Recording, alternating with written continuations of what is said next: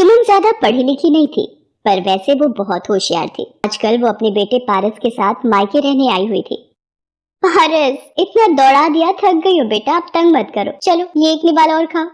सुमन बिटिया, तू जितना बोलेगी खाने के लिए ये उतना ही तुझे तंग करेगा। अपना भी तो ध्यान रखना है, 7वां महीना चल रहा है, ऐसे भागा दौड़ी ठीक नहीं। क्या करूँ माँ, खाने के लिए इसके आगे पीछे ना भागूं तो ये पूरा दिन कुछ ना खाए। रुको माँ, शायद मेरा फोन बज रहा है। हेलो माँ जी, सब ठीक तो है? आप रो क्यों रही हो? क्या नितिन का एक्सीडेंट हो गया? कौन से अस्पताल में है वो? मैं पहुंच रही हूँ। सुमन के पति नितिन का रोड एक्सीडेंट हो जाता है। सुमन अस्पताल पहुंचती है। सुमन बहू, डॉक्टर ने कहा है कि नितिन के पैरों में गहरे जख्म आए हैं। डॉक्टर, कुछ तो इलाज होगा। देखिए, अभी कुछ नहीं कहा जा सकता, इनके घुटनों के हिस्से में ज्यादा दबाव पड़ा है। माँ, मैं और मीना जरा घर जा रहे हैं, बंटी घर पर अकेला है। सुनो जी, ये तुम्हारा भाई तो अपाहिज हो गया है। अब हमारी छाती पर क्या ये सारी जिंदगी बैठकर मूंग दलेंगे? ऊपर से उसके 2 बच्चे, एक साथ में है और एक पैदा होने वाला है। अब तुम मेहनत करोगे और वो मुफ्त की रोटियां तोड़ेंगे। अरे मीना, तुम देखती जाओ, इन्हें घर तो आने दो। मैंने सारा किस्सा ही खत्म कर देना है। तुम मुझे इतना बेवकूफ मत समझो, मैंने सब सोच लिया है कि मुझे करना क्या है। हाँ। सुमन और उसकी सास नितिन को घर लेकर आते हैं। अगले दिन, माँ, मुझे नहीं लगता कि अब नितिन कोई काम कर पाएगा या कभी चल पाएगा। देखो ना, मेरा भी अपना परिवार है, मेरे भी अपने बच्चे हैं, है ना।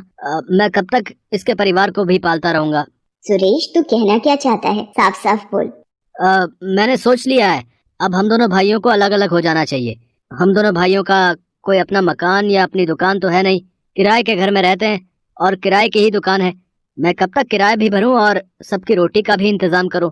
नितिन, तू अब सुमन और अपने बच्चों के साथ दूसरे घर में रहने का इंतजाम कर ले। सुरेश, तुझे जरा सी भी शर्म नहीं आती? अपने छोटे भाई की मजबूरी का फायदा उठा रहा है। आज उसे जिंदगी ने अपाहिज बना दिया है तो तू उसको हर तरफ से लाचार बना रहा है। माँ जी, आप ये गनीमत समझो कि हम आपको यहाँ से नहीं निकाल रहे हैं, वरना फिर आप जानती हैं। अरे तू क्या मुझे निकालेगी? मैं ही अपने बच्चों के साथ यहाँ से चली जाऊंगी। सुरेश, तू बड़े भाई के नाम पर कलंक है। अगले दिन सुमन सबके साथ अपनी माँ के घर आ जाती है। तू चिंता मत कर, तू अब मेरे साथ यहीं रह मेरे पास। नहीं माँ, मैं तुम पर अपने परिवार का बोझ नहीं डाल सकती। तुम भैया भाभी के साथ रहती हो, मैं नहीं चाहती मेरी वजह से मेरे मायके में कोई परेशानी हो। माँ, तुम यही पास में ही कोई किराए का घर दिलवा दो, मैं वहीं रह लूंगी। मेरी बच्ची, तुझे कितने दुख झेलने पड़ रहे हैं, पर भगवान पर भरोसा रख, वो सब ठीक करेंगे। अब उसकी सबसे बड़ी दुविधा ये थी कि आखिर वो अपने परिवार की आजीविका चलाने के लिए पैसे कहाँ से लाए।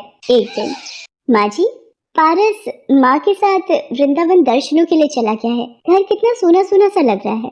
हाँ बहू, वो होता है तो पूरा घर उसके शोर से गूंजता रहता है। माँ जी, नितिन की 2 कमीजें दर्जी को ठीक करने के लिए दी थी, मैं लेकर आती हूँ। सुमन बाजार चली जाती है। रास्ते में वो सोच में डूबी थी, क्या करूँ? मुझे कमाई का कोई जरिया तो ढूंढना ही होगा। मुझे कहीं नौकरी भी तो नहीं मिलेगी। काश मैं ज्यादा पढ़ी लिखी होती। अरे, सब्जी के ठेले लगे हुए हैं। नितिन का लौकी खाने का मन था, उस सब्जी के ठेले से ले लेती हूँ। भैया, ये 1 लौकी देना। अभी इनके आलू तोल लूं फिर देता हूँ। ये लो माता जी, 2 किलो आलू, 40 रुपए हो गए। भैया, ये तुमने तराजू के नीचे क्या लगा रखा है? दिखाना जरा। कुछ भी तो नहीं लगा रखा मैडम जी। सुमन तराजू उठाती है। वो ये देखकर हैरान रह जाती है कि तराजू में चुंबक चिपकी हुई है। भैया, कुछ तो शर्म करो, तुम लोगों को धोखाधड़ी से सब्जी बेच रहे हो, चुंबक लगाकर घपला कर रहे हो। ईमानदारी से काम करना नहीं आता तुम्हें? पता नहीं कब से लोगों के साथ धोखाधड़ी करके सब्जी बेच रहा है। सुमन को बोलता देखकर लोगों की भीड़ लग जाती है। तभी वहाँ एक आदमी आता है जिसे देखकर उस जगह पर खड़े सारे ठेले वाले उसे झुककर नमस्ते करते हैं। क्यों रिया, क्या हुआ? यहाँ इतना शोर कैसा तेरे ठेले पर?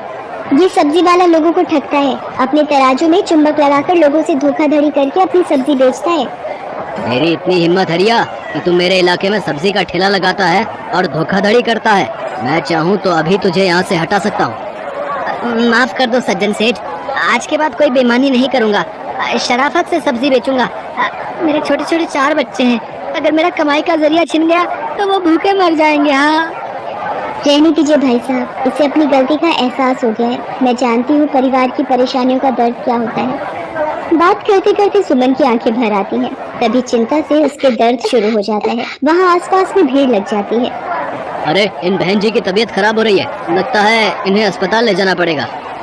सुमन के अचानक शायद चिंता और परेशानी से दर्द शुरू हो जाता है। सज्जन सेठ कुछ लोगों की मदद से सुमन को अस्पताल ले जाता है। सुमन रास्ते में ही अपने घर का पता सज्जन सेठ को बता देती है। सज्जन सेठ उसकी सास को अस्पताल बुला लेता है। सुमन को एक बेटी पैदा होती है। वहीं सज्जन सेठ को पता चलता है कि सुमन का पति नितिन अपाहिज है और वो बहुत ही दुखों से गुजर रही है। सज्जन सेठ, आज आपने बड़े भाई की तरह मेरी मदद की है। मैं आपका एहसान कभी नहीं भूलूंगी। इसमें एहसान की कोई बात नहीं है बहन, तुम मेरी अपनी बहन जैसी हो। सुमन घर आ जाती है। सुमन बहन, तुम मुझे काम के लिए बोल रही थी? मेरे पास सब्जी की बहुत सी दुकानें हैं, पर संभालने वाला कोई नहीं। मैं चाहता हूँ मेरी मंडी में जितनी भी सब्जी की दुकानें हैं उनका हिसाब और देखरेख अब से तुम रखो। मैं जानता हूँ तुम्हारी जगह ये काम और कोई ईमानदारी से नहीं कर सकता। माँ जी, नितिन देखो, भगवान ने सज्जन सेठ के रूप में एक भाई देकर हमारी कितनी मदद कर दी। सुमन की आंखों में खुशी के आंसू थे।